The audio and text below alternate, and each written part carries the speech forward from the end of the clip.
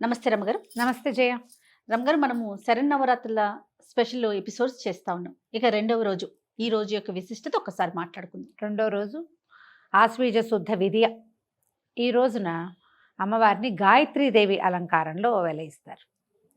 మనం గాయత్రి అనగానే ఇప్పుడు ఇదివరకటి కాలంలో గాయత్రి ఎవరికీ తెలియదు, రహస్య మంత్రం. ప్రత్యేకంగా గాయత్రి ఉపాసన అంటే కొంతమందే చేయాలన్న నియమము పద్ధతి ఒక కట్టుబాటులాగా ఉండేది. నియమం కూడా ఉండేదా రమ్మగారు? నియమమే చేయాలి, నియమమే. ఎందుకంటే గాయత్రి ఉపాస్య దేవత, ప్రత్యేకంగా ఆమెను ఉపాసించవలసిన దేవత. 24 అక్షరాల మంత్రము చాలా పవర్ఫుల్, చాలా శక్తినిస్తుంది. అంటే మనం ఇలా కమ్యూనిటీ పరంగా మాట్లాడితే తప్పుతోస్తుందేమో కానీ పర్ఫెక్ట్గా సరిగ్గా త్రికాల సంధ్యావందనాదులు చేసి గాయత్రిని ఉపాసించే బ్రాహ్మణుడు ఏ వాడకట్టులో ఉంటే ఆ వాడకట్టులో అనారోగ్యాలు అకాల మరణాలు ఉండవని శాస్త్రం. ఎంత అద్భుతం కదండి. ఇక్కడక్కడ ఏముండదు. అలాంటి వాడు ఒకడు ఉన్నా చాలు. నీకు మన శతక పద్యాలు ఉన్నాయా? అప్పిచ్చువాడు వైద్యుడు, నెప్పుడు ఎడతెగక పారు నేరును ద్విజుడును, చొప్పడిన యూర నుండుము చొప్పడకుండినట్టి యూరు చొరకము సుమతి. ఎక్కడైతే అప్పిచ్చేవాడు వైద్యుడు, ఎప్పుడూ ప్రవహించే ఏరు ద్విజుడు, బ్రాహ్మణుడు ఉన్న ఊరికి వెళ్ళు, లేకపోతే ఆ ఊర్లో వెళ్ళకు అని చెప్పారు. శతకకారుడు చెప్పాడు. ద్విజుడు ఇలా, ద్విజుడు అంటే బ్రాహ్మడు అంటే ఊరికే మేము బ్రాహ్మిన్స్ అని చెప్పేవాళ్ళు కాదు. ద్విజుడు 2 సార్లు పుట్టినవాడు అంటే వాడికి యజ్ఞోపవీతం ఉండాలి. ఆ బ్రాహ్మణుడికి ఆ యజ్ఞోపవీతానికి అనుసంధాన దేవత అయిన సంధ్యాదేవత గాయత్రిని ఉపాసించాలి. అతను గాయత్రి ఉపాసన గనక చేస్తే అసలు ఆ బ్రహ్మవర్చస్సే వేరు. 3 పూట్ల త్రికాలము సహస్ర గాయత్రి చేసే వాళ్ళ వెలుగే వేరుగా ఉంటుంది. అలాంటి వాళ్ళు ఉన్న వాడకట్లో వాళ్ళు అందరూ ఆరోగ్యంగా ఉంటారు. చనిపోక తప్పదు కదా జయ, అంతే కదా. మరణము శాశ్వతమైంది, అనివార్యమైంది, అది తప్పదు. అకాల మరణాలు అవి ఉండవు. ఎవరు చేస్తారో వాళ్ళకి కూడా ఇప్పుడు పూర్వకర్మానుభవం ఎంతో కొంత మనం అనుభవిస్తాం, అది తప్పదు. వాళ్ళకైనా ఉపాసించే వాడికైనా చుట్టుపక్కల వాళ్ళకైనా. కానీ అకాలంగా ముంచుకొచ్చేవి అలాంటి వాళ్ళ మొహం చూస్తే పోయేది ఇదివరకటి కాలంలో. మనకి నియమం తప్పటం అనేది ఒక విధానంగా అయింది. కలికాలంలో ఉన్నాం కదా మనం. ఇక ఏ నియమం తప్పినా గాయత్రి అంత పవర్ఫుల్ దేవత. ఈ గాయత్రిని ఎలా ఉపాసిస్తాము? సూర్యుడితో పాటు ఉపాసన చేస్తారు. సూర్యోపాసన లాగానే గాయత్రి ఉపాసన సూర్యుడికి ఎదురుగుండా ఉండి చేయటమే. త్రికాలాల్లో చేయటం అంటే సూర్యోదయము, మధ్యాహ్నము, సూర్యుడు మధ్యం దిన మార్తాండుగా ఉన్నప్పుడు, సూర్యుడు అస్తమించే సమయంలోను, ఈ 3 కాలాల్లోనూ సూర్యుడికి అర్ఘ్యం ఇవ్వటము, గాయత్రి చెప్పుకోవటము, ఈ 2 అనుసంధానంగా ఉంటాయి, కలిసి ఉండేవన్నమాట. ఇప్పటికీ మనకి ఇంకా గాయత్రి చెప్పేవాళ్ళు ఉన్నారు, ద్విజులు ఉన్నారు. కాబట్టి కలియుగాంతం అంత తొందరలో లేదు, ఇంకా సమయం ఉంది. వాళ్ళు తగ్గిపోతుంటే మన సమయం తగ్గిపోతుంది. దీన్ని గౌరవించాలి కానీ ఎట్టి పరిస్థితుల్లోనూ ప్రశ్నించవద్దు, ప్రశ్నించకూడదు. మన ప్రశ్నల్ని మించిన సమాధానం ఉంది అక్కడ, మనకు తెలీదు, వాళ్ళు చెప్పినా మనకు అర్థం కాదు. అంతే. అందుకని చెప్పేలాగా ఏ ప్రశ్న వేయకుండా గాయత్రిని గౌరవించాలి. ఈవిడ 5 ముఖాలతోటి ఉంటుంది అమ్మవారు. ముక్తా విద్రుమ హేమనీల ధవళ ఛాయలు అని చెప్తారు. ముక్త విద్రుమం, ముక్త అంటే ముత్యం, విద్రుమం అంటే ఎరుపు, ముత్యం అంటే తెలుపు కదా. విద్రుమం హేమ నీల ధవళ. హేమ అంటే బంగారపు రంగు, నీలం అంటే నల్లము లేదా నలుపు కలిసిన నీలం అనుకుందాం, ముదురు రంగు. ధవళము ఈ తెలుపు, ముత్యపు తెలుపు వేరు, ఇది వేరు. ఇలా 5 రంగుల్లో ఉండే ముఖాలు, 5 ముఖాలు కలిగి ఉంటుంది. గాయత్రిని ఉపాసించిన వాడికి తిరుగే లేదు. ఆ ఉపాస్య దేవత అయిన గాయత్రిని రెండో రోజు దైవంగా అలంకారం చేస్తారు. ఇంచుమించు మన వైపు అన్ని దేవాలయాల్లోనూ గాయత్రి దేవే కనపడుతుంది, పంచముఖిగా కనిపిస్తుంది. ఇప్పుడు మనం ఎట్లా చూస్తామంటే మా కారు బ్యాక్ చేస్తున్నా సరే గాయత్రి మంత్రం వినపడుతుంది. అవును. ఫోన్ రింగ్ టోన్లు గాయత్రి మంత్రమే. తర్వాత ఇంటి కాలింగ్ బెల్స్ గాయత్రి మంత్రమే. పిల్లలకి గాయత్రి మంత్రం నేర్పిస్తారు. వాకింగ్ చేసేటప్పుడు కూడా మనం గాయత్రి మంత్రాన్ని వింటుంటాం. ఎవరికైనా ఫోన్ వచ్చిందనుకో రింగ్ టోన్ కూడా గాయత్రి మంత్రమే ఉంటుంది. అదేమంత అడ్వైజబుల్ కాదేమో అని అనిపిస్తుంది. ఇప్పుడు మంత్రము పూర్తిగా వెళ్ళాలి, అది మధ్యలోనే కట్ చేస్తాం మనం, అది తప్పు. తర్వాత దాన్ని ఇలా చేయకూడదు. ఒక పవర్ఫుల్ మంత్రాన్ని, శక్తివంతమైన దాన్ని, అంత శక్తి తీసుకోవాలి కదా మనము. అరకొరగా ఎందుకు చేయాలి? అంతేగా. ఏమో అది చేయకూడదేమో అనిపిస్తుంది.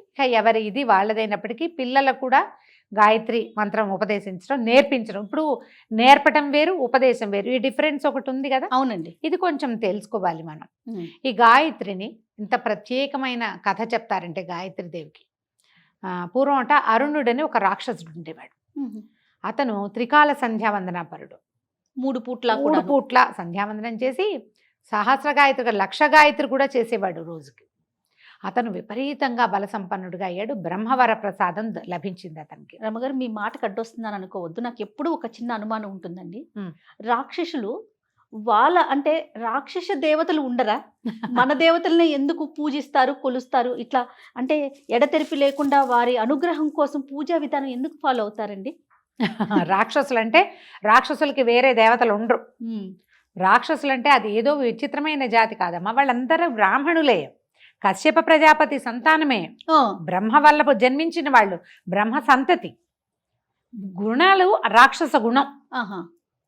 గుణం లాగేసుకోవాలి, అంతా నేనే ఉండాలి, ఆసురీ ప్రవృత్తి అంటాం చూడు. కొన్ని ఇప్పుడు మనమే ఉంటాం, మనలో కొన్ని రాక్షస గుణాలు ఉంటాయి. అంటే మనకి కూరలు ఉన్నట్ట, కూరలు కొంగులు ఉన్నట్టు కాదు, గుణం అలాంటిది ఉన్నట్టు. వీళ్ళు కూడా అంతే. ఇప్పుడు రావణాసురుడు అసుర లక్షణం, శివభక్తుడు, మహాశివభక్తుడు, పరమేశ్వరుని నేల మీదకి దింపేసిన వాడు. అవును, రుద్రమిని వాయించి శివుణ్ణి ప్రత్యక్షం చేసుకున్నాడు. ఆత్మలింగాన్ని పట్టుకెళ్ళగలిగిన ఘనుడు. మరి ఇప్పుడు ఏదో అయితే ఎలా చేయగలిగాడు? రాక్షసులు, అసురులు అని, మన దానవులు అని చెప్పే వీళ్ళందరూ కూడా బ్రహ్మ సంతానమే. ఆయన నుంచి జన్మించిన బట్టి కశ్యప ప్రజాపతి దేవతలకి రాక్షసులకి కూడా తండ్రి. వీళ్ళందరూ ఒక జాతికి చెందిన వాళ్ళే. ఇందులో ఏమైంది? ఇంకా ఇంకా ఇంకా వాళ్ళు తపస్సులు మానేసి క్రూరత్వపు లోపల ఒక ప్రవృత్తి తలెత్తుతోంది. ఇంకా క్రూరతని అనుసరించి వెళ్ళారనుకో, వాళ్ళు మెల్లిగా తరాల వెంబడి ముందుకెళ్లేసరికి క్రూరత్వమే మిగులుతుంది. కానీ వాళ్ళలో తపస్సు, సాధన, భగవదారాధన మిగలదు. మిగలక చివరికి చివరి జాతులకు వెళ్ళేసరికల్లా ఏమవుతుంది? మనకి కుక్కమూతి పిందెలు పుడతాయని చెప్తాం. అట్లాగే వీళ్ళలో ఏంటంటే విపరీతమైన ప్రవృత్తి ఉన్న వాళ్ళు పుట్టారు. కానీ వాళ్ళందరూ కూడా ఇక్కడి నుంచే సంతానం. DNA ఒకటే, అదొకటే ఉంది. అయితే అరుణుడి కథ చెప్తున్నా. అరుణుడు తీవ్రమైన తపస్సు చేసి అతను ఎట్లాంటి వరం సంపాదించాడంటే, నాకు మరణం వద్దు, నో మరణం అని అడిగాడు. బ్రహ్మదేవుడు ఒప్పుకోలే. నాయన, మరణం లేకుండా వరం కుదరదు, మరణం అనివార్యం, కావాలంటే నువ్వు ఇంకో కొన్ని వేల ఏళ్ళు బతకచ్చు, వరం మార్చి అడగమంటే, అయితే ద్విపాత్తులు చతుష్పాత్తుల వల్ల మరణం లేదు అని అడిగాడు. మరణం లేకుండా వరం కావాలి. ద్విపాత్తులంటే మనలాగా 2 కాళ్ళ మీద నడిచేవాళ్ళు, చతుష్పాత్తులంటే జంతువులు, 4 కాళ్ళ మీద నడిచే ఏ జంతువు వల్ల. ఇప్పుడు ద్విపాత్తులతో మరణం లేదనుకో, మనుషులతో లేదు. అప్పుడు ఏ పులినో ఏ సింహాన్నో చేసి చంపేస్తారు. అమ్మవారు చాలాసార్లు చేసింది అట్లా. అవునండి కదా. అందుకని ఏం చేశాడు? ద్విపాత్తుల వల్ల మరణం వద్దు, చతుష్పాత్తుల వల్ల మరణం వద్దు, నాకు ఈ రెండిటి వల్ల మరణం లేకుండా వరం ఇవ్వమని కోరుకున్నాడు. కానీ ఇతన్ని ఎట్లా చంపాలో వీళ్ళకి తెలియలే.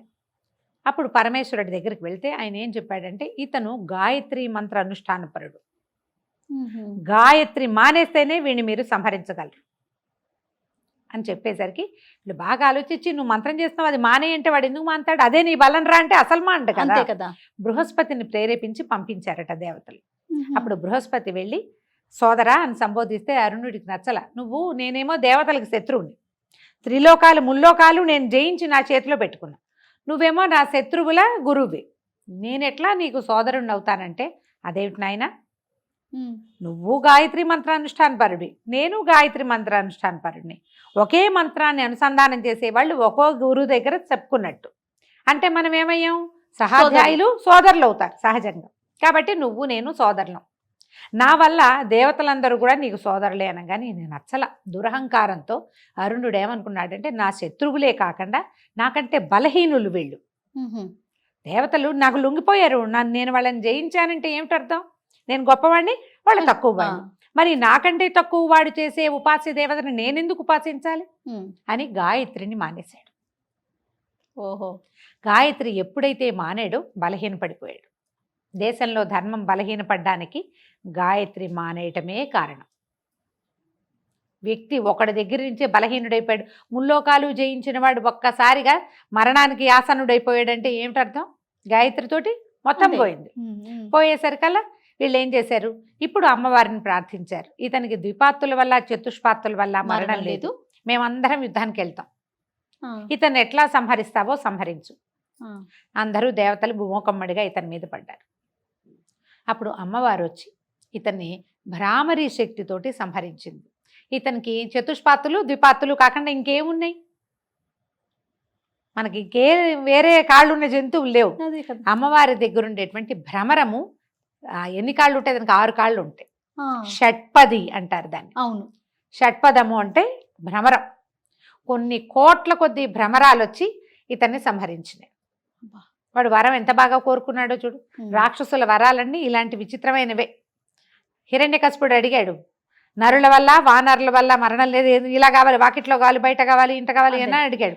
ఇన్ని రకాల వరణాలు లేవు, ఇన్ని రకాల వరాలు ఎక్కడో చోట అడ్జస్ట్ అయ్యి చివరికి ఏం చేశారు, నరసింహమూర్తి వచ్చాడు. అంతే. రావణాసురుడు అడిగాడు, నరుల వల్ల వానరుల వల్ల మరణం వద్దు అని. నరులు వానరులు కలిసికట్టుగా వెళ్ళి రావణాసురుడిని సంహరించారు.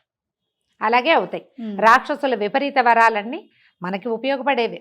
ఆ తర్వాత అమ్మవారు భ్రామరి స్వరూపంతో వెలసిందట. ఇప్పుడు మనకి శ్రీశైలంలో ఉన్నటువంటి భ్రమరాంబికాదేవి ఆ శక్తి యొక్క అంశే అంటారు. ఆమెని దగ్గర ఉండేటువంటి ఆ నాదమే భ్రామరిగా మారిన ఓంకారంలో ఒక రకమైన శబ్దం వస్తుంది, అంటుంది. అది మనం మీరు లోపల ఓంకారం చేసుకుని చూడండి. అవునండి. ఒక నిమిషం తర్వాత పెదవులు మొహం అంతా తిమిరికిపోయినట్టు అయిపోయి వైబ్రేషన్ లాగా అనిపిస్తుంది. ఈ షట్పదము తిరుగుతుంటే ఆ వైబ్రేషన్ వస్తుంది. ఆ వైబ్రేషన్ నుంచి పుట్టినవే ఇవి. అవి వెళ్ళి సంహరించినవి. గాయత్రి అంత పవర్ఫుల్.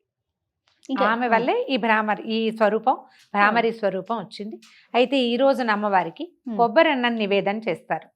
ఈవిడ ఎర్రటి రంగులో ఉంటుంది, 5 ముఖాలు కనిపిస్తాయి కదా, ఎర్రని వస్త్రధారణ చేస్తుంది. అక్కడక్కడ కాషాయ వస్త్రధారణ కూడా మనకు చూపిస్తారు గాయత్రికి. కాషాయం రిచ్ ఆరెంజ్ కలర్ కానీ ఎరుపు మనం వేసుకున్న లాంటి ఎర్రటిదైనా వస్త్రాన్ని సమర్పించవచ్చు. మందార పువ్వులు సమర్పించండి. ఈ గాయత్రికి అష్టోత్తరం చక్కగా దొరుకుతుంది. ఒక ప్రార్థనా శ్లోకం కూడా చక్కటి శ్లోకాలు దొరుకుతాయి. ఒక ప్రార్థనా శ్లోకం చేసుకోవటము, కొబ్బరన్నం నివేదన చేయటం. దాంతో పాటుగా మనం రోజువారీ పెడుతున్నట్టుగానే పెసరపప్పు, నానబెట్టిన పెసరపప్పు ఏమంటాం, వడపప్పు, పానకము, వడపప్పు నివేదన చేసుకోవటం. ఉదయకాలం చేయగలిగినంత సేవాకాలం చేసుకుని సాయంకాలం కనుక మనం ఈ అమ్మవారిని పూర్తిగా ఆరాధన చేసుకోవచ్చు. గాయత్రి ప్రత్యేకమైన స్వరూపంలో కనిపిస్తుంది. ఈ 5 ముఖాలున్న స్వరూపంతో అమ్మవారిని ఉపాసన చేసి నమస్కారం చేసుకుంటే అత్యద్భుతమైన ఫలితం వస్తుంది. ముందు ఈవిడ సంధ్యాదేవత అవటం వల్ల మనకి మనుషులకి బద్ధకము అవి తగ్గుతాయి, నియమపాలన అవి ఏర్పడతాయి. దానికోసం మనం ఈ అమ్మని ఆరాధించాలి. రమ్మగారు, శరన్నవరాత్రులు ఏ రోజుకు ఆ రోజే ప్రత్యేకం కదా. అవును. అత్యంత శక్తిగల రోజు అంటే ఏం చెప్పుకోవాలంటారు?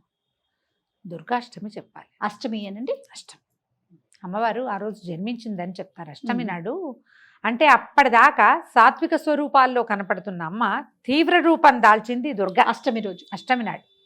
అక్కడి నుంచి చూడు, అష్టమి నవమి నాడు పూర్తిగా అమ్మవారు ఒక విపరీతమైన స్వరూపంలోకి వచ్చేసింది. ఇక ఇవన్నీ చూడు, సాత్విక రూపాలు బాల, గాయత్రి, కాత్యాయని, మహాలక్ష్మి, సరస్వతి సాత్విక రూపాల్లో కనిపిస్తుంది. ఆమె ప్రయత్నం చేసింది సాత్విక రూపాలలో రాక్షసుల్ని సంహరించడానికి, దుష్ట శిక్షణ చేయటానికి ప్రయత్నం చేసింది. సాత్విక రూపంతో సాధ్యపడటం లేదు అని తెలిసిన కొందికి మనకి సరస్వతి స్వరూపం కూడా శుద్ధ సాత్విక స్వరూపంలాగా కనబడుతుంది. కానీ నీల సరస్వతి స్వరూపంలోనే ఆవిడ శుంభుల్ని వధించిందని చెప్తారు. మూలా నక్షత్రం అప్పుడే ఆవిడ జన్మ నక్షత్రము అదేను. అప్పటికే ఆవిడ రూపం మార్చుకుంది. ఆ తర్వాత వచ్చేటువంటి చండీ స్వరూపం సప్తమి నాడు చండీ, అష్టమి నాడు దుర్గా. క్రమంగా చూడు, దుర్గాకి వచ్చేసరికల్లా తీవ్రమైన స్వరూపం వచ్చేస్తుంది. అంటే ఏమైనా సరే వీళ్ళని పూర్తిగా అణచాలంటే సంహరించాల్సిందే. దానికోసమని ఇలాంటి సంహార శక్తిగా రూపొందాల్సిందేనని భావించి అక్కడికి స్వరూపం పూర్తిగా మార్చుకుంది. మనం ఎక్కడ చూసినా పవర్ఫుల్ స్వరూపము, శక్తి స్వరూపిణిగా కనపడుతుందంటే దుర్గా స్వరూపమే. సంతోషం గారు, నమస్తే. నమస్తే జయ.